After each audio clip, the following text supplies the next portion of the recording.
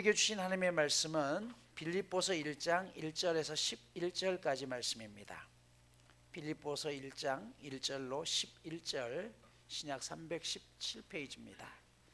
그리스도 예수의 종 바울과 디모데는 그리스도 예수 안에서 빌립보에 사는 모든 성도와 또한 감독들과 집사들에게 편지하노니, 하나님 우리 아버지와 주 예수 그리스도로부터 은혜와 평강이 너희에게 있을지어다. 내가 너희를 생각할 때마다 나의 하나님께 감사하며 간구할 때마다 너희 무리를 위하여 기쁨으로 항상 간구함은 너희가 첫날부터 이제까지 복음을 위한 일에 참여하고 있기 때문이라.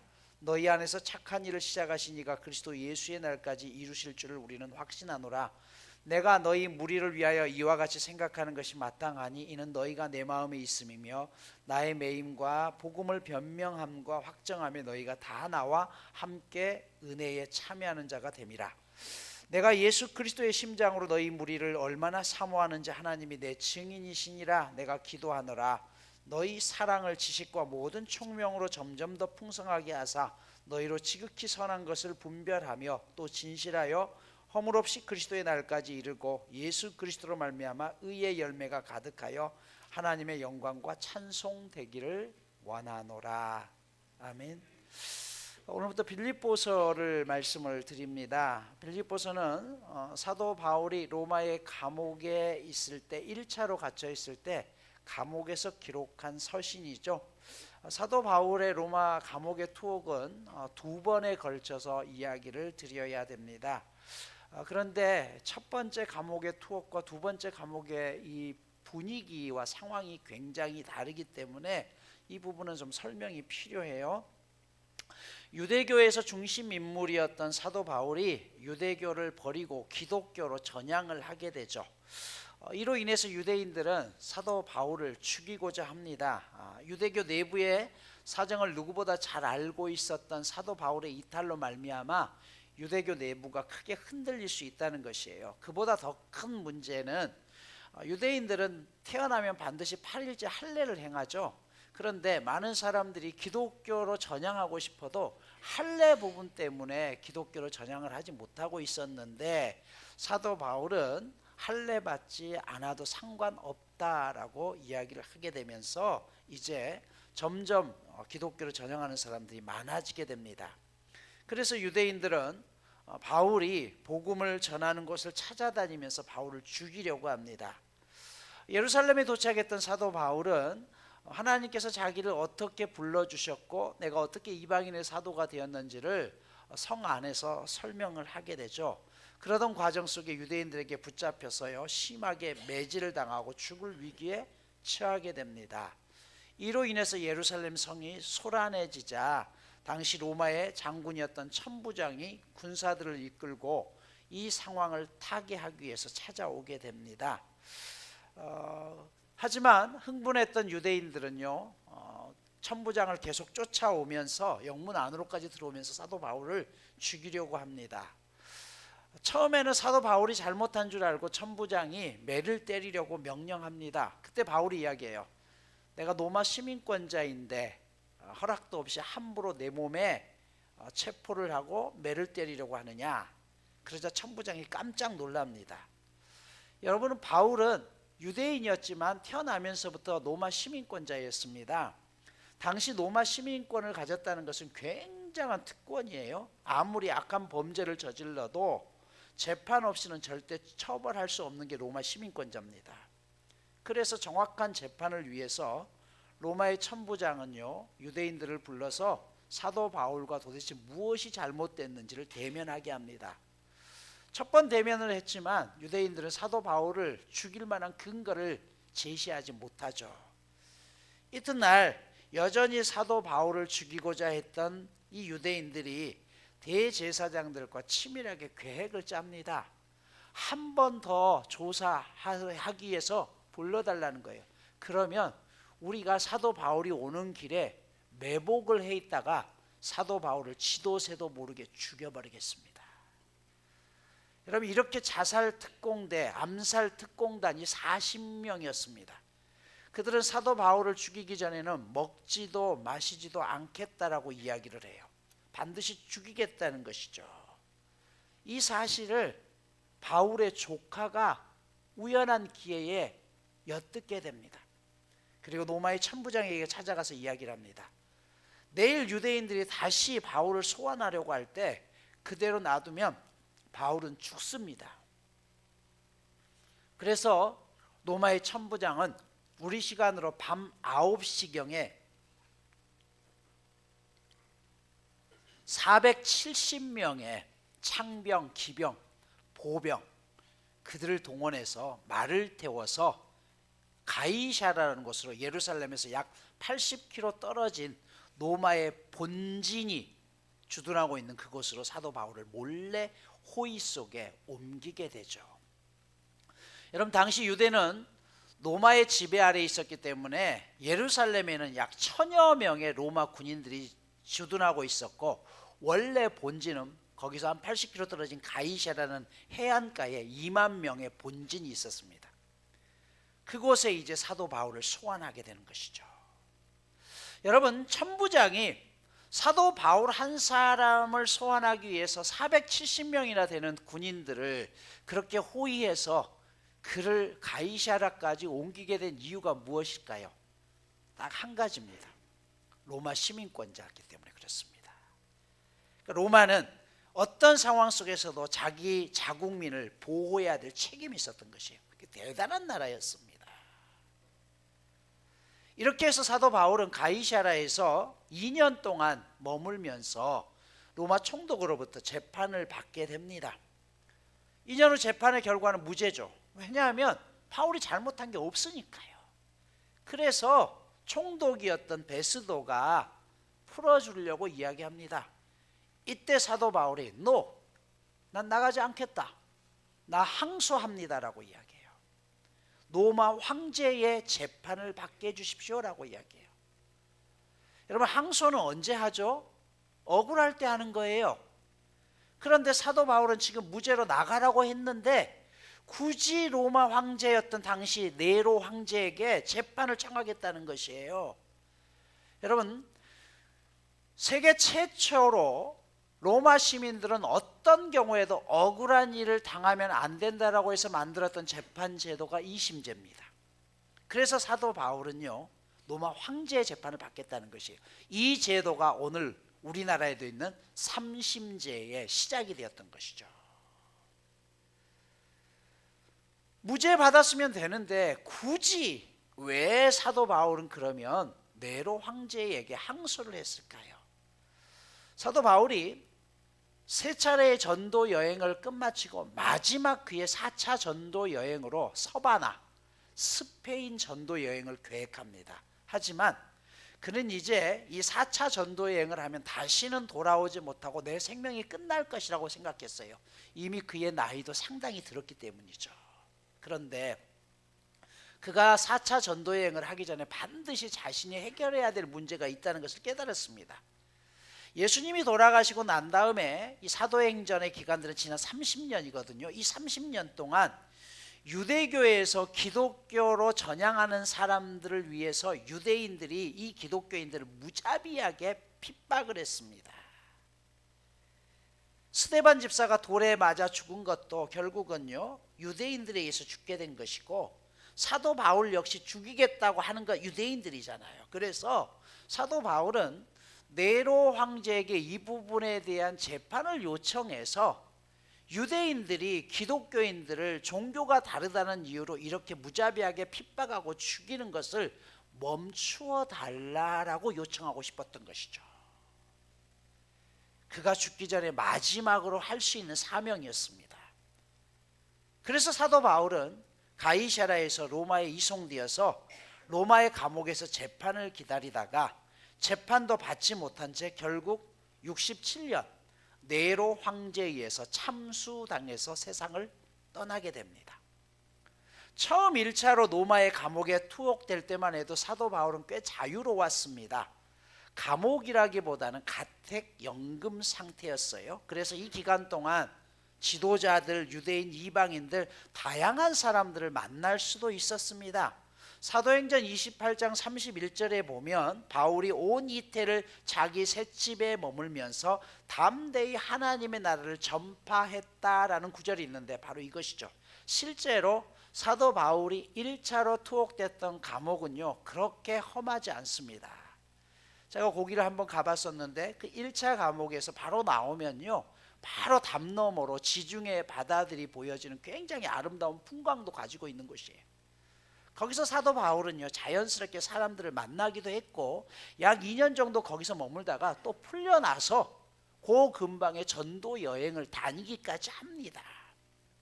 바로 이 기간 동안 로마 감옥에서 쓰여졌던 편지가 오늘 빌립보서를 비롯해서 에베소서, 골로새서, 빌레몬서의 편지를 사용하게 쓰게 되죠.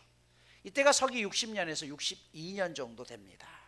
그러다가 다시 두 번째로 감옥에 투옥되는데 이때가 66년이에요. 결국 그 다음에 투옥된 지 2년 만에 사도 바울은 참수당합니다. 2차 감옥에 투옥됐을 때 그 감옥은요 전혀 빛도 들지 않는 곳이었습니다. 저희 교인들은 2차 감옥을 가보셨죠. 거기는 완전한 지하였고요 아무도 찾아올 수도 없는 그야말로 독방에서 갇히게 되죠. 그 이유는 64년에 로마 시내에 엄청난 화재가 일어납니다. 당시 로마 시대는요 전부 목조 건물이었는데 14구역 중에 10구역이 화재로 인해서 전소 다 타버리게 돼요. 사람들은 네로가 도시 재건을 위해서 이 화재를 일부러 내서 이 로마 시내를 불태웠다라는 소문이 돌기 시작해요. 그리고 그런 불타는 것을 보면서 네로 황제가 노래를 불렀다라는 소문들이 백성들 사이에 걷잡을 수 없이 퍼져나가게 됩니다. 정치적으로 이런 상황 속에서 네로는 자신의 입지가 위태해지는 것을 느껴서 이 책임자들을요 기독교인들에게 돌려버립니다. 당시 기독교인들은 아직 많지 않은 소수였다가 유일신 사상 때문에 황제 숭배를 철저히 거부했던 사람들이 기독교인들이었습니다. 황제의 입장에서는 핑계가 좋았죠. 결국 기독교인들에게 로마 시내에 화재를 일으켰다는 책임을 지워서 약 250여 명의 초기 지도자들을 전부 죽이고 이때 수천 명의 기독교인들을 불태우거나 사자굴에 던지기도 하고 화형을 차하고 목을 베어서 죽여버리고 맙니다. 이때 베드로와 같은 사도들도 바울과 같이 전부 그렇게 순교하게 됩니다. 이 상황을 깨달았던 사도 바울이 자신의 유언과도 같이 마지막으로 썼던 서신서가 디모데후서죠. 디모데후서 4장 6절은 이렇게 고백해요. 전제와 같이 내가 벌써 부어지고, 전제라는 것은요 하나님 앞에 제사를 드릴 때 완전히 포도주를 다 쏟는 것이에요. 나의 떠날 시각이 가까웠도다. 나는 선한 싸움을 싸우고 나의 달려갈 길을 마치고 믿음을 지켰으니 이제 후로는 나를 위하여 의의 면류관이 예비되었으므로 주 곧 의로우신 재판장이 그날에 내게 주실 것이며 내게만 아니라 주의 나타나심을 사모하는 모든 자에게 주실 것이다 라고 고백하는 것이죠. 이 구절은 실제로 사도 바울의 유언이 되었습니다. 나는 달려갈 길을 다 마쳤다는 것이, 그리고 끝까지 믿음을 지켰습니다. 비록 황제는 나를 누명을 씌워서 죽일지라도 그들에게 내가 죄가 죽일 만한 사실이 없다는 것을 의로우신 재판장이신 하나님이 아시기에 그 하나님이 나를 위해서 의의 면류관을 준비해 주실 겁니다. 나는 그 믿음을 가지고 다 후회 없이 인생을 살았습니다. 고백하죠. 그리고 얼마 지나지 않아서 사도 바울은 참수당하고 맙니다. 참수당할 당시에 그의 목이 베어지면서 3번 튀었다라고 해서 그 교회 이름이 지금 로마에 가면 새 분수 교회로 세워져 있습니다. 저와 여러분도 이 다음에 하나님 앞에 설 때 이런 고백을 드릴 수 있다면 얼마나 좋을까요? 하나님 앞에 내가 할 일을 다 마치고 부끄럽지 않게 하나님 제 인생을 마칩니다. 바로 이런 배경에서 빌립보서는 1차로 사도 바울이 로마의 감옥에 투옥된 상황 속에서 빌립보 교회 교인들을 위해서 쓴 편지입니다. 4장밖에 안 되는 짧은 편지지만 기뻐하라는 단어가 16번 나와요. 그러면 이 빌립보 교회는 어떤 교회일까요? 사도행전 16장을 보면 1차 전도여행을 마무리하고 다시 사도 바울이 안디옥 교회에서 출발해서 2차 전도여행을 하는 과정 속에서 이제 1차로 전도했던 교회들을 돌아보고 그 근방으로 다시 전도여행을 떠나려고 하는데 하나님이 길을 막으십니다. 드로아라는 지역에서 환상을 보게 되는데 마게도냐 사람 하나가 나타나서 손짓을 하면서 우리를 제발 도와달라라는 환상을 보게 되죠. 사도 바울은 그것이 하나님의 부르심이라고 확신하고 바로 전도의 방향을 바꿔서 유럽의 최초였던 빌립보라는 곳에 도착해서 그곳에서 교회를 세우게 됩니다. 바울은 그곳에서 진주 장사였던 자주 옷감 장사였던 이 부유한 상인 누디아와 그의 온 집안 사람들에게 먼저 복음을 전함을 통해서 이 빌립보에서 거처를 마련하게 되죠. 그러던 중에 귀신에 들려서 점치는 능력을 보여주었던 한 여종에게 안수해서 귀신을 쫓아버리게 됩니다. 그러자 주인이 엄청 화가 났죠. 왜냐하면 저 여종을 통해서 돈을 벌었는데 귀신이 떠나갔으니 여종이 점을 못 치잖아요. 그래서 어떻게 해요? 이 주인이 사도 바울을 고소합니다. 저 유대인들이 로마 사람들이 차마 받아들일 수 없는 이상한 잘못된 풍설을 전한다라고 해가지고 결국 가두게 되죠. 바울과 실라는 이로 인해서 재판도 받지 않고 빌립보 감옥에 그날 바로 갇히게 됩니다. 억울하고 암담한 상황 가운데서 그 밤에 바울과 실라 일행은요 감옥에서 하나님을 찬양합니다. 그러자 찬양할 때 어떤 일이 일어났죠? 지진이 일어나고 옥문이 열려지고 손과 발에 차였던 수갑들이 풀려납니다.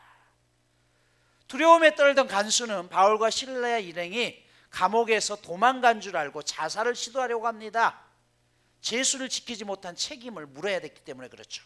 그 순간 바울과 실라가 간수에게 나타납니다. 죽이지 말라. 우리 여기 있다. 그러자 이 간수가 사도들의 발 앞에 무릎을 꿇습니다. 두 분 사도님, 내가 어떻게 해야 구원을 얻을 수 있을까요? 그러자 바울은 그들에게 예수 그리스도를 전하고 그 밤에 간수는요 자신의 집으로 사도 바울과 이 실라를 모시고 가서 온 가족 식구들을 전부 무릎 꿇게 하고 그 밤에 예수를 영접하고 세례를 받게 됩니다. 그래서 빌립보 교회는요 누디아라는 한 부유한 여인과 그리고 귀신 들렸던 한 여종 그리고 간수의 집안 사람들이 그렇게 모여져서 세워진 교회가 빌립보 교회입니다. 하지만 다음 날 사도들은요 석방됨과 동시에 빌립보에서 추방이 되게 됩니다. 빌립보에서 있었던 기간이 그렇게 길지 않는 시간이었죠. 하지만 이 일을 계기로 시작해서 아까 말씀드렸죠. 빌립보에서 시작되었던 그 세 집안들이 모여나면서 점점 교인들이 많아지고 빌립보 교회는 자기에게 새로운 복음을 전해주었던 사도 바울을 잊지 않고 이때부터 사도 바울이 순교할 때까지 선교 후원금을 실제적으로 보내줍니다. 여러분 개척교회나 선교지에서 사역하는 목사를 후원하는 교회를 모교회라고 이야기합니다. 그들의 복음 사역을 위해서 기도와 지원과 물질적 뒷바라지를 전적으로 담당해주는 어머니와 같은 교회이죠. 사도 바울을 파송한 교회는 안디옥이라는 교회입니다. 하지만 실제적으로 사도 바울이 복음을 전할 수 있도록 모든 경비를 제공한 교회는 빌립보 교회입니다. 바울이 체포되어서 로마의 감옥에 있을 때 빌립보 교회는 에바브로디도라는 젊은 사역자를 통해서 사도 바울에게 보내서 바울 선생님을 옆에서 돕도록 그렇게 사람까지 보내줍니다. 그러니 여러분 바울 입장에서 이 빌립보 교회는요 다른 교회와는 다르죠. 얼마나 감사하고 얼마나 그 사랑이 귀하겠습니까?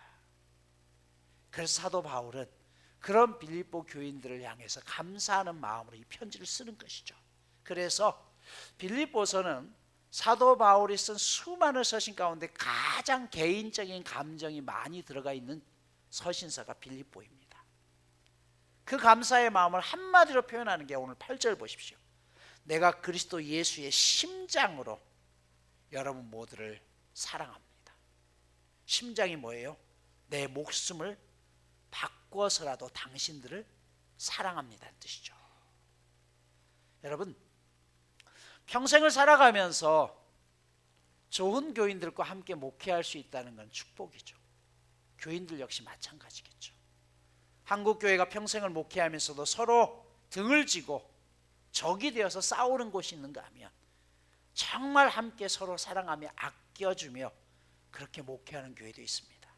저는 이 생명나무 교회가 그런 교회가 될 수 있기를 축복합니다. 빌립보서를 읽어보면 그래서 사도 바울의 연애 편지를 쓴 것 같습니다. 3절에도 보면 내가 너희를 생각할 때마다 내 하나님께 감사합니다. 간구할 때마다 너희 무리를 위해 기쁨으로 항상 간구합니다. 그리고 이는 너희가 내 마음에 있습니다. 여러분은 항상 내 마음속에 있습니다 라고 이야기해요. 한때 그런 거 있었죠. 내 안에 너희 있다. 무슨 드라마에선가 나왔는데요. 사도 바울은 그런 마음이었습니다. 감옥 안에 있는 사람이 지금 감옥 밖에 있는 사람한테 뭐라고 해요? 기뻐하고 즐거워하라고 이야기해요. 여러분, 살면서 우리가 쓰라린 경험을 하지 않는 분들은 거의 없습니다. 그런데 그 쓰라림을 이겨낼 수 있는 방법은요, 첫 번째는 우리가 하나님의 위로하심이라고 하죠. 그런데 그 다음은 뭐예요? 누군가 나를 믿어주고 나를 사랑하는 사람이 있을 때 아닙니까? 여러분, 우리네 삶이 아무리 힘들고 어려워도 나를 버티게 해야 될 의미를 가진 사람이 한 사람만 있어도 우리는 다시 일어설 수 있습니다. 우리는 서로에게 그런 존재가 될 수 있어야 된다는 것이에요. 한번 중국 목회자 성경 세미나를 통해서 참 많은 은혜를 얻었습니다. 첫 번째는 대한민국에서 자유롭게 신앙생활을 할 수 있다는 것이 얼마나 소중하다는 것을 다시 한번 기억했고요. 두 번째는 저같이 부족한 사람이 목회자를 대상으로 말씀을 전할 수 있는 기회를 허락하셔서 감사했습니다. 세 번째는 우리 교회가 그분들을 후원할 수 있는 그런 역할을 했다는 게 또 감사했습니다. 이 모든 일들은 사실 여러분들이 기도해 주고 넘치도록 후원해 주셨기 때문에 가능한 일이었죠. 작게는 수십 명에서 많게는 5천 명이 넘는 교인들을 목회하고 있는 목사님들도 계셨습니다. 그런데 그들은 성경 말씀을 배울 수 있는 기회가 전부 차단되어 있다는 것이에요. 월요일 아침 9시부터 강의가 시작되었습니다. 저녁까지 계속되는 강의에 피곤할 만도 하지만 오히려 약속된 시간보다 더 시간을 연장해달라고 해서 매일 시간을 연장해서 강의를 했습니다. 중간중간 통역해 주시는 목사님을 통해서 그곳의 상황을 좀 들을 수 있었는데요. 가장 많은 교회가 위치한 곳이 절강성이라는 곳이라고 하더라고요. 거기 온주라는 도시에서 3,000개의 교회의 십자가가 전부 다 떼졌대요. 그리고 교회가 폐쇄되었다고 합니다. 그러면 말씀 세미나에 참석하기 위해서 북경, 하남선, 서주, 하북성에 있는 여러 도시로부터 오셨는데 기독교 문서 자체를 소유할 수가 없기 때문에 문서화된 세미나 자료를 드릴 수도 없었고 직접 필기를 하면서 적어야만 했습니다. 만약 성경책을 소유하거나 예배를 드리다가 적발 시에는 재판도 받지 못한 채 최소 3년 동안 무조건 감옥행이라고 합니다. 코로나 기간에 그나마 남아있던 선교사들도 전부 추방되었기 때문에 이제는 온라인 아니면 한국에 나오지 않고는 말씀을 배울 수 있는 기회가 없다고 합니다. 그런데 온라인도 감시가 너무 심해져서 유일한 기회는 관광을 핑계 삼아 비자가 필요 없는 제주 지역에 와서 직접 말씀을 배우는 방법 외에는 길이 없다는 것이에요. 그러다 보니 1년에 한 번 이 시간은 너무 짧고 부족합니다. 봄, 가을로 강의를 열어주시면 좋겠습니다라는 요청을 듣기도 했습니다. 귀국할 때는 관광을 했다는 증명을 해야 되기 때문에 목요일, 금요일은 공인된 가이드와 함께 관광지를 다니면서 사진 촬영도 실제로 해야 되고요. 그렇게 해서 입국할 때 그것을 근거로 보여줘야 된다고 합니다. 그래서 수요일까지 세미나를 하고 목요일, 금요일은 관광하고 금요일 오후에 그들은 귀국했습니다.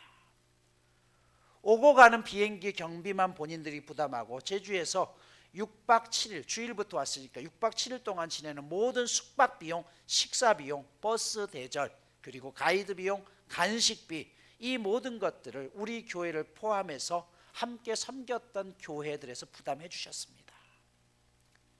주일날 오후에 공항에 도착해서 숙소로 버스를 타고 이동하면서 버스 안에서 중국어로 된 찬양을 틀어드렸더니 그들이 펑펑 울었다고 합니다.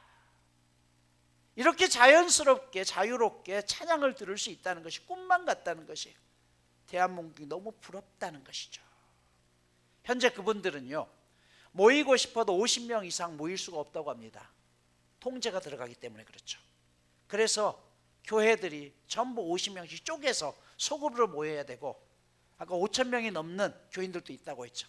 목사님은 그런 소그룹들을 일일이 찾아다니면서 지도를 해야 되는 것이에요. 심지어 이단들이 들어와서 돈을 주면서 그들을 모으기도 한다고 합니다. 그분들과 함께 했던 시간들을 사진으로 보내드리고 보여드리고 싶지만 유튜브에 중국이라는 단어만 써도 그것이 요즘 AI로 해서 그 모든 영상들을 다 필터링 한다고 하죠. 그렇기 때문에 그 사진들이 기록에 남으면 그분들이 잡히기 때문에 보여드릴 수 없음을 양해 바랍니다. 무엇보다 감사한 것은 우리가 단기 선교팀을 구성해서 현지에 나가서 직접 선교를 하는 것도 중요했지만 그 지역의 목회자를 상대로 씨앗을 뿌릴 수 있는 기회가 주어졌던 건 참 엄청난 은혜였습니다. 목회자 한 명의 영향력이 수천 명에 이를 수 있고 그 일을 저희 교회와 교인들이 함께하며 쓰임받을 수 있었던 사실이 참으로 귀한 것이죠. 올해 우리 교회의 표어대로 예배에 승리하고 하나님의 사랑으로 세상으로 흘려보낼 수 있는 이런 사건들이 연초부터 시작되고 있습니다. 이 일을 통해서 반드시 하나님께서는 또 다른 선한 열매를 맺게 하실 것입니다. 바라기는 우리 교회가 언젠가는 빌립보 교회처럼 단독으로 한 분의 선교사를 온전히 파송할 수 있는 그런 시기가 속히 오기를 소망합니다. 말씀을 마무리합니다. 바울은 로마의 감옥에서 오늘 빌립보 교인들을 향해서 감사와 기쁨을 선포합니다. 두 가지 이유 때문이죠. 하나는 아버지와 그리고 또 하나는 빌립보 교인들 때문입니다. 비록 황제의 판결을 기다리는 제수의 신분이었지만 그는 잊혀진 존재도 아니었고 버림받은 존재도 아니었습니다. 그를 위해 기도하고 사랑해주는 교인들이 있었기 때문이죠. 바울은 그런 빌립보 교인들을 향해서 내가 예수 그리스도의 심장으로 당신들을 사랑합니다 라고 고백합니다. 여러분, 이런 사랑을 소유한 사람이 어찌 불행하다 말할 수 있을까요? 또 이런 사랑의 대상이 된 사람 역시 얼마나 귀할까요? 우리가 서로에게 그런 존재가 되기를 소망합니다. 누군가의 기억 속에서 생각만 해도 힘이 솟구치고 살아가야 할 이유를 찾는 사람이 된다는 것이 얼마나 멋진 일입니까? 빌립보 교인들은 바울의 그리움의 대상이었습니다. 너희는 내 마음에 있다. 그리스도의 심장으로 너희를 사랑한다. 사랑해야 할 사람이 있는 한 우리는 살아갈 수 있습니다. 분명 사랑에는 아픔도 따릅니다. 하지만 사랑은요, 아픔보다 더 큰 기쁨을 우리 가운데 줍니다. 우리도 아픔을 넘어서 기쁨을 주는 그런 사랑하는 사람으로 살아보지 않으시겠습니까? 혼자 가면 빨리 갈 수 있지만 함께하면 멀리 갈 수 있습니다. 우리 모두가 그런 존재가 되어서 우리의 생명이 다하는 그날까지 가장 복된 존재로 쓰임받을 수 있기를 축복합니다. 이번 주 미션입니다. 한 사람을 정해서 그 사람을 위해서 기도하고 함께 연락해 주십시오. 두 번째, 동산 식구들과 함께 하루 한 가지씩 감사 제목을 카톡방에 한번 공유해 보십시오. 이번 주에 이런 감사가 있었습니다. 하나님이 그 감사에 또 다른 감사를 더하실 겁니다.